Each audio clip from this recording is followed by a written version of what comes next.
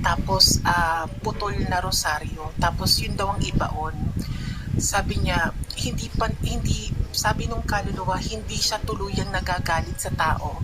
At yung baul na yun, yung maliit na baul na yun, para daw po siyang, kasi laki lang ng music box na bakal. Yun daw pong baul na yun, yun ang pipigil sa galit niya.